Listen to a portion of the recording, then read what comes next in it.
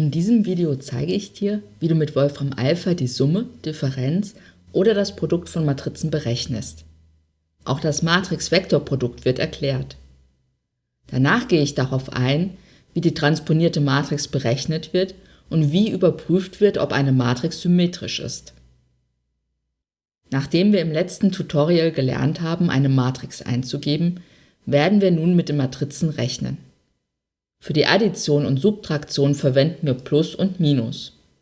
Die Matrix A gleich 1, 2, 0, minus 1, minus 3, 2, 5, 0, 1 plus die Matrix B 3, 0, minus 1, 1, 0, 0, minus 2, 2 ergibt also die Matrix 4, 2, minus 1, 0, minus 3, 2, 3, minus 2, 3. Für die Multiplikation der beiden Matrizen wird üblicherweise der Punkt genommen. Wir erhalten das Produkt 5, 0, minus 1, minus 10, minus 4, 5, 13, minus 2, minus 3. Den Punkt nehmen wir auch, wenn wir die Matrix mit einem Vektor multiplizieren möchten. Unsere Matrix A multipliziert mit dem Vektor 1, 2, 3 ergibt den Vektor 5, minus 1, 8.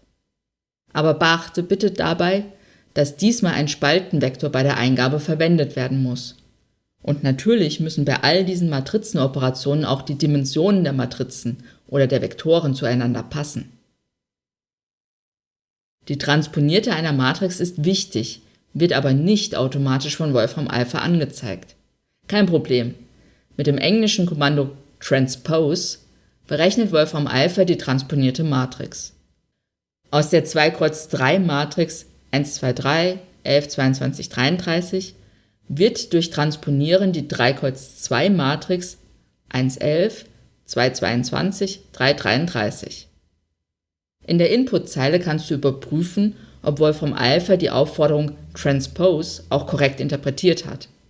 Die transponierte Matrix wird hier mit einem großen T dargestellt, also alles richtig. Auch die Symmetrieeigenschaften einer Matrix werden nicht automatisch angezeigt. Wir formulieren diese Eigenschaft als Frage, geben also in das Eingabefeld die Matrix 1, 2, 0, minus 1, minus 3, 2, 5, 0, 1 ein und das englische Adjektiv symmetric, gefolgt von einem Fragezeichen. In der Inputzeile sehen wir, wie Wolfram Alpha daraus eine vollständige Frage generiert, nämlich is und dann die Matrix a symmetric matrix. Als Ergebnis findest du in der Result-Zeile die Antwort. Nein, diese Matrix ist not a symmetric matrix.